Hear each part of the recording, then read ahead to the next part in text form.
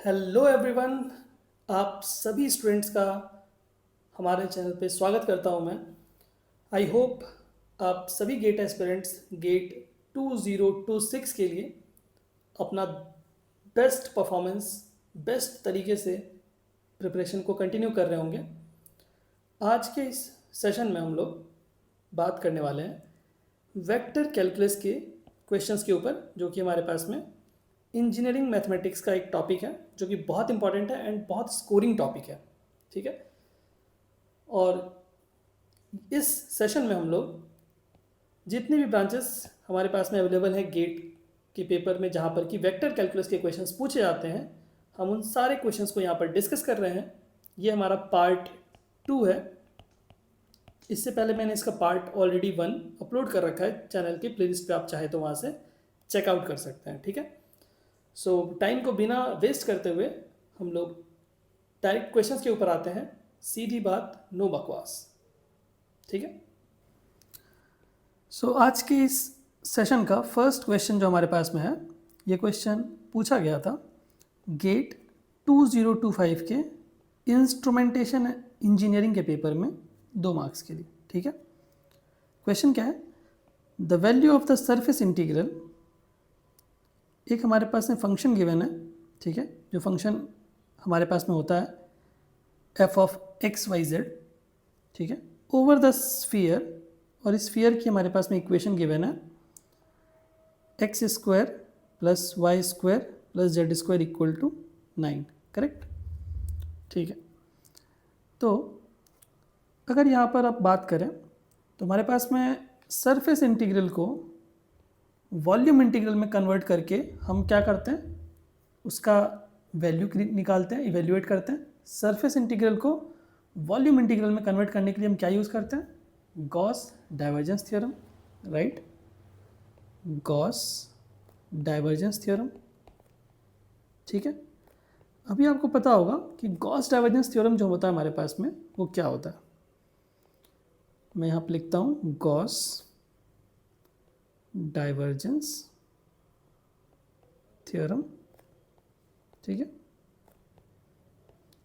आप चाहे तो Gauss divergence theorem, Stokes theorem, Green's theorem, इन तीनों थ्योरम के ऊपर में मैंने ऑलरेडी एक डेडिकेटेड वीडियो अपलोड किया हुआ है, हमारे प्लेलिस्ट में आपको दिख जाएगा।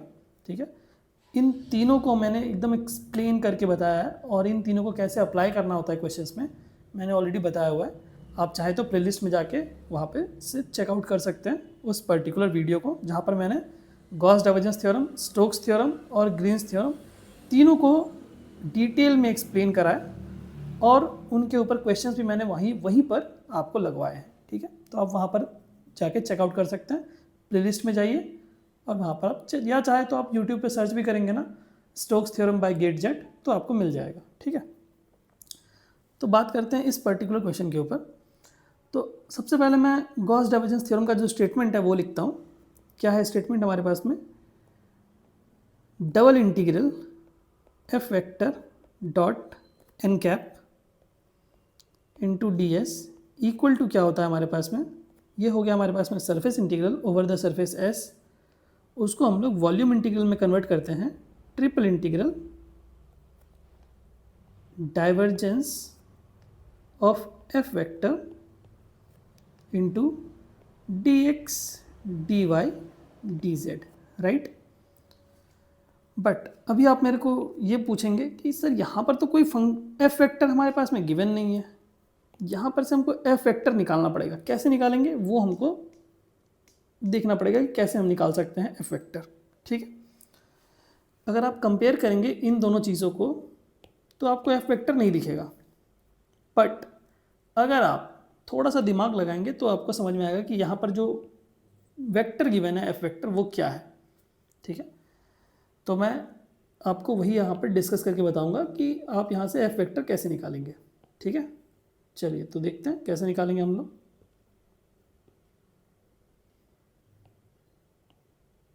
तो ये तो रहा हमारे पास में गॉस डाइवर्जेंस थ्योरम। ठीक है। अब हमें क्या करना है, हमको एफ वेक्टर यहाँ से निकालना पड़ेगा, तभी हम उसका क्या कर सकते हैं, डाइवर्जेंस निकाल सकते हैं। राइट। तो सबसे पहले हम क्या लिखेंगे यहाँ पर, एफ डॉट एन कैप चाहिए अपने को।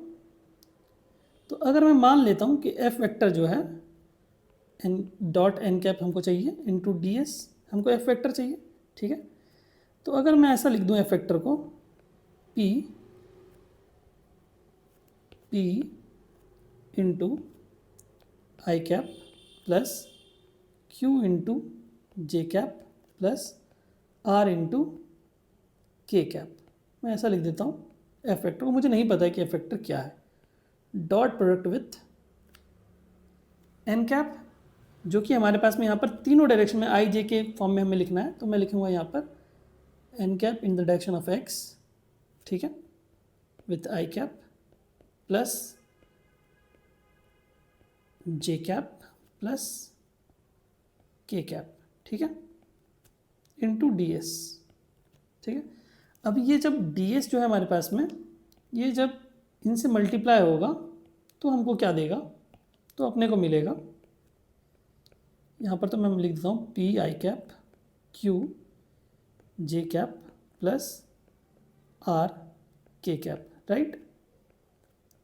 डॉट प्रोडक्ट विथ, यहाँ पर जब इन दोनों का मल्टीप्लिकेशन होगा डी एस और जो यूनिट वेक्टर एन कैप है वो एक्स के डायरेक्शन में, तो दोनों का मल्टीप्लाई होकर हमको क्या मिलेगा, हमको मिलेगा यहाँ पर डी वाई डी जेड, ठीक है, प्लस यहाँ पर अपने को मिलेगा जब ये दोनों मल्टीप्लाई होंगे तो x वाला कंपोनेंट मिलेगा और z वाला मिलेगा, that means D X D Z, ठीक है, प्लस जब फिर ये दोनों मल्टीप्लाई होंगे तो अपने को मिलेगा यहाँ पर D X D Y, correct, ठीक है।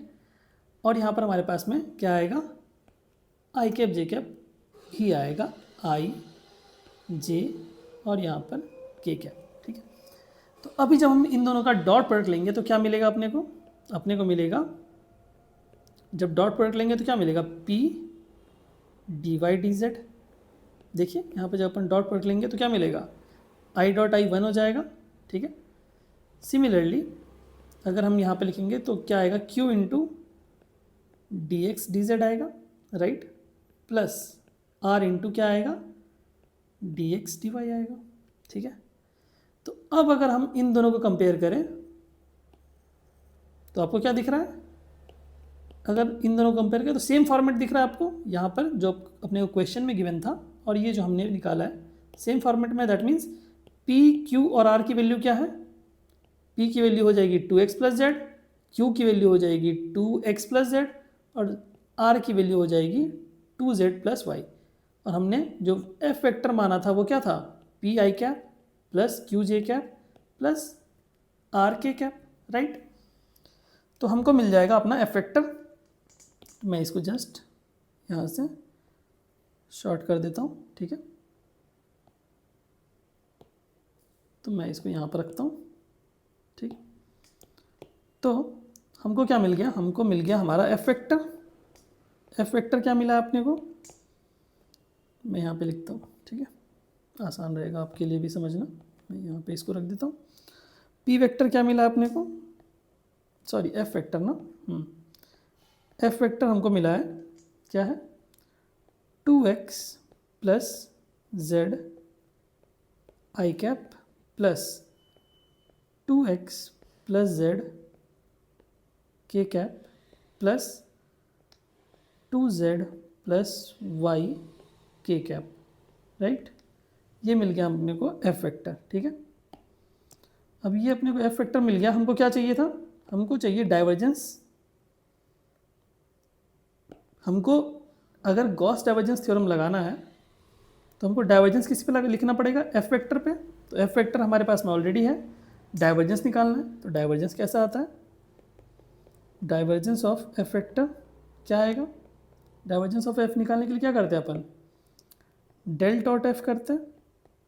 तो डेल क्या होता है हमारे पास में, doh upon dough X I cap plus doh upon doh Y J cap plus doh upon doh Z K cap, right.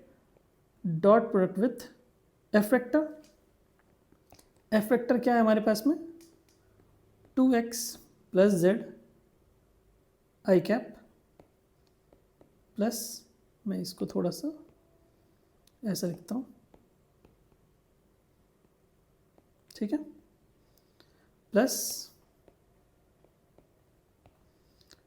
2x plus z J cap plus 2z plus y K cap, right, यही है हमारे पास में, bracket close.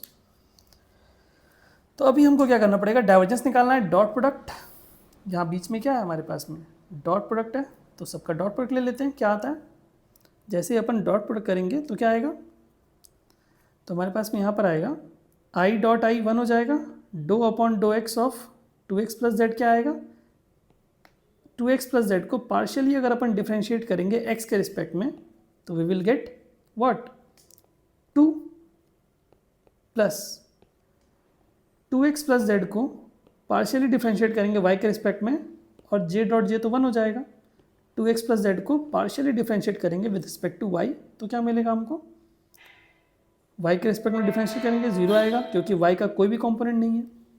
Similarly अगर हम यहाँ पर k component को करेंगे तो k डॉट k 1 हो जाएगा एंड 2z प्लस वाई उसको अगर अपन z के रिस्पेक्ट में डिफ्रेंशिएट करेंगे तो क्या आएगा, 2 आएगा, दैट मीन्स ये अपने को मिल जाएगा 4, ठीक है।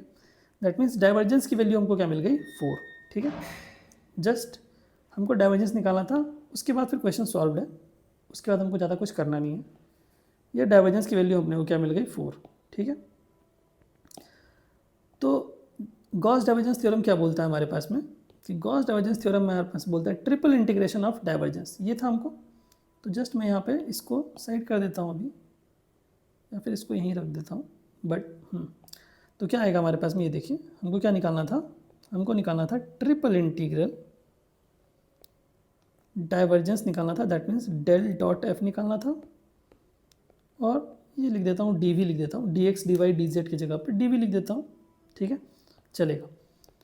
तो ये क्या हो गया हमारे पास में, डेल डॉट एफ क्या आया हमारे पास में, दैट इज़ डाइवर्जेंस 4, और डी वी किस सरफेस के ऊपर, ओवर द सरफेस एस, तो 4 को बाहर रख देते हैं। और ट्रिपल इंटीग्रेशन आपको पता है क्या देता है, वॉल्यूम देता है। किसका वॉल्यूम निकालना पड़ेगा भाई अपने को, भाई मेरे सरफेस क्या गिवन है, over the surface S, surface क्या गिवन है हमारे पास में, ये एक सरफेस गिवन है that is sphere, sphere given है सरफेस के तौर पे, that is X square plus Y square plus Z square equal to 9, जिसका हमारे पास में हमको स्फीयर का वॉल्यूम क्या होता है, स्फीयर का वॉल्यूम क्या होता है हमारे पास में 4/3 पाई आर क्यूब।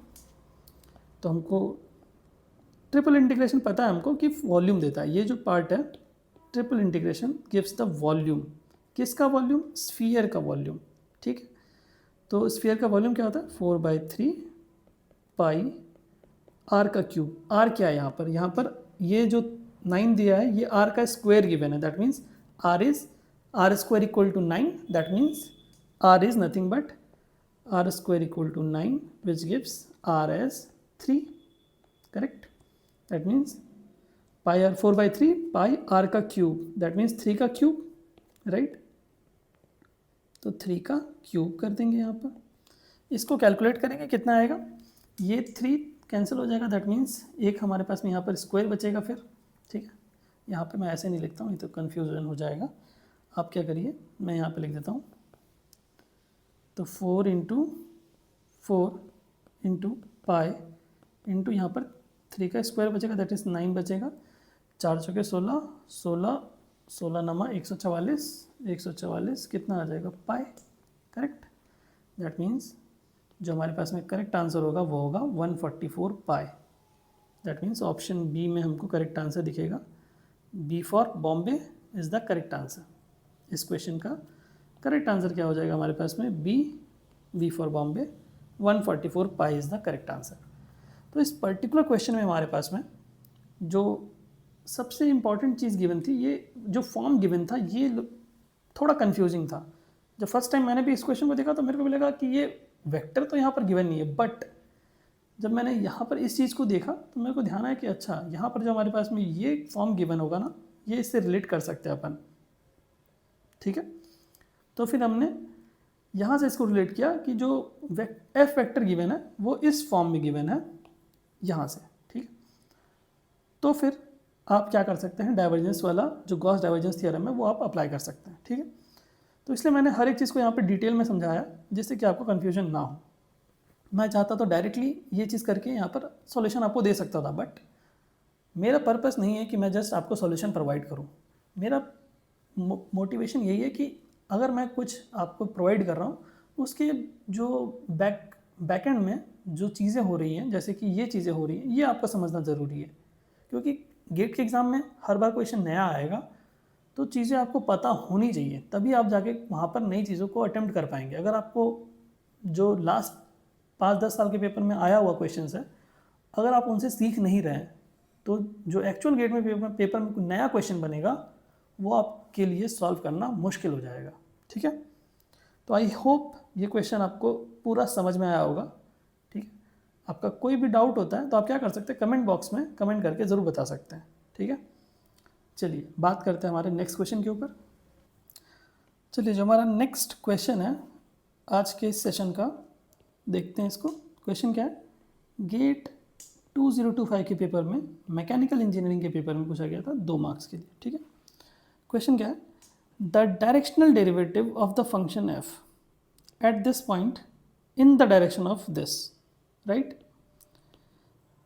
किस डायरेक्शन में पूछा गया, इस वाले डायरेक्शन में 1/2 into I cap plus √3 J cap. इस डायरेक्शन में हमारे पास में जो फंक्शन है f, वो क्या फंक्शन है हमारे पास में, ये वाला फंक्शन है x² plus x into Y का स्क्वायर, राइट।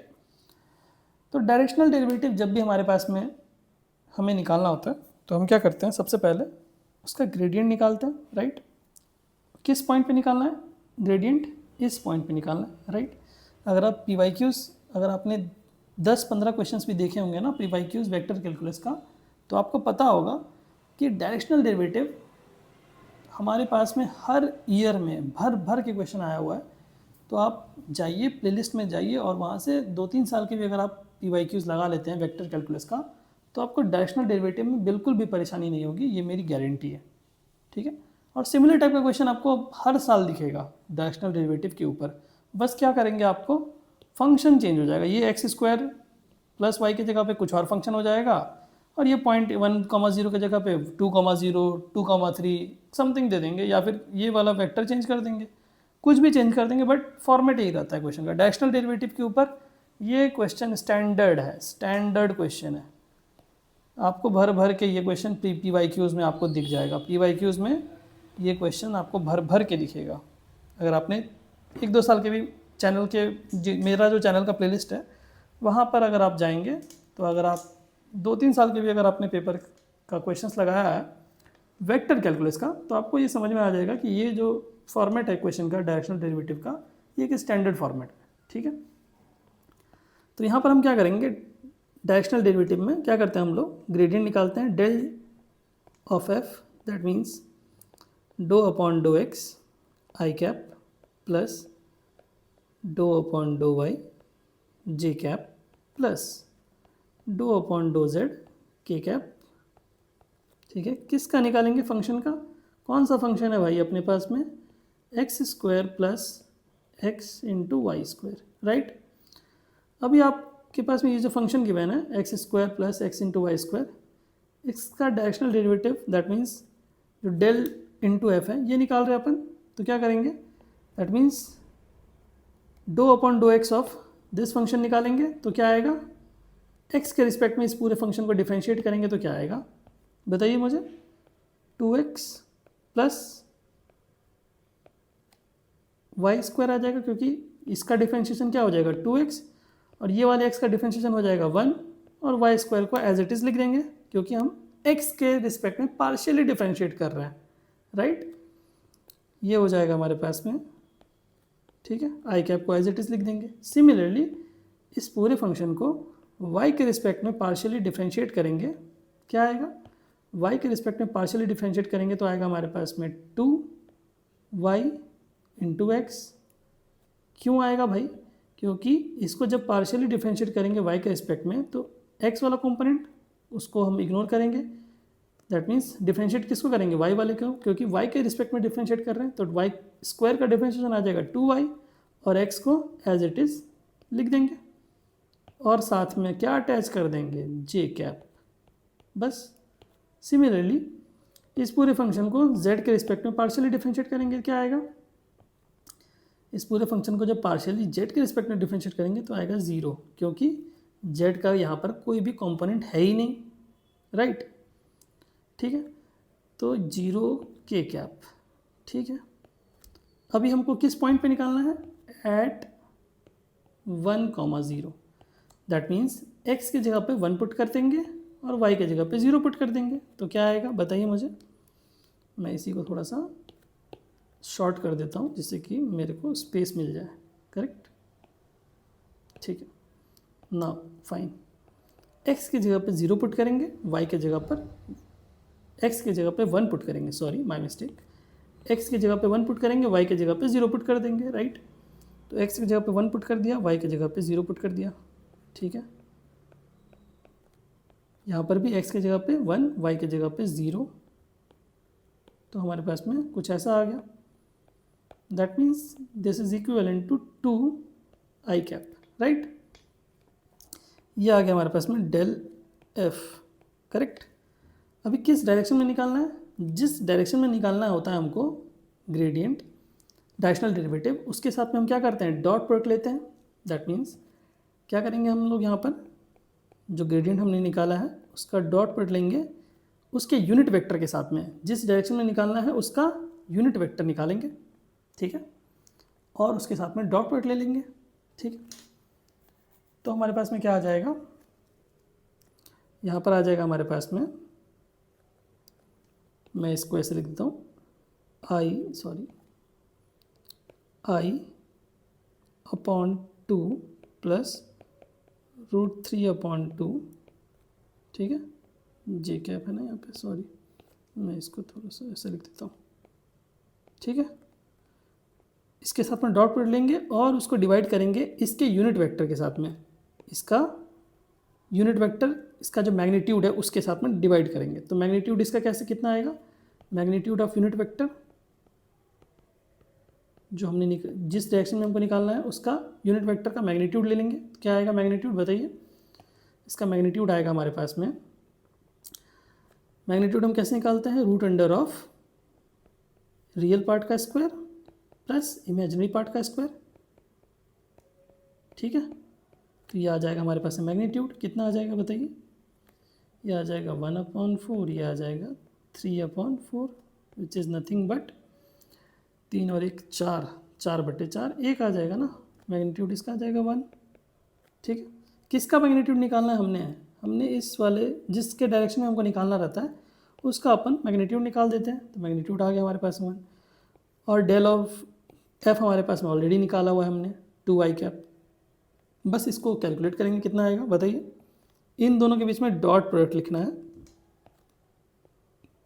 तो डॉट प्रोडक्ट लेंगे, क्या आएगा, यहाँ पर डेल ऑफ f क्या है, 2i कैप है, किसके साथ में डॉट प्रोडक्ट लेना है अपने को, i/2 प्लस √3/2।